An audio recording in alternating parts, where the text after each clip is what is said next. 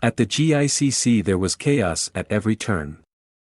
Galveston police officers were sealing the exits while attempting to herd distraught tourists away from the hand. The little girl was still crying. A bright light flashed, a tourist taking a photo of the hand, and several officers immediately detained the man, taking his camera and escorting him away.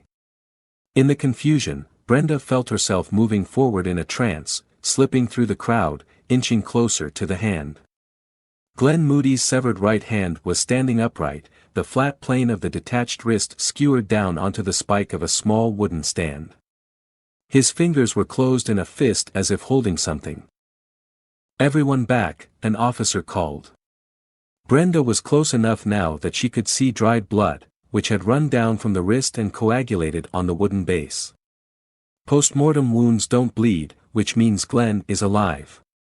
Brenda didn't know whether to be relieved or nauseated. Glen's hand was removed while he was alive. Bile rose in her throat.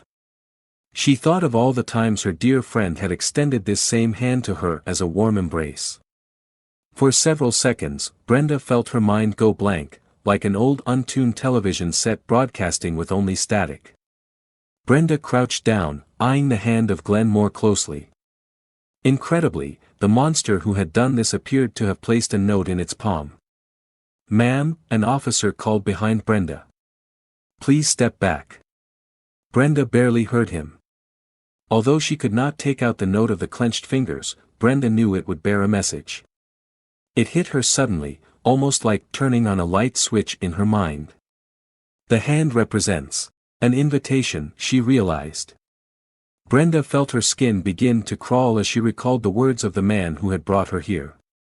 "Brenda, tonight you are receiving the invitation of your lifetime." She suddenly recalled her cultural studies of the antiquities.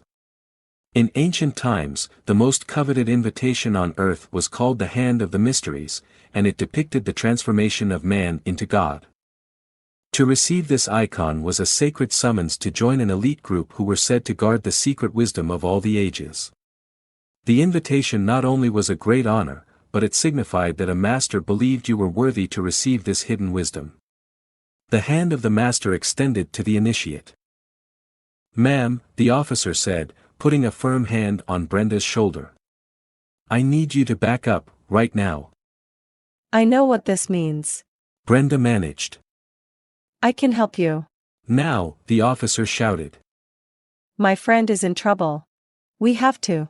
Brenda felt powerful arms pulling her up and leading her away from the area. She simply let it happen, feeling too off balance to protest. A formal invitation had just been delivered.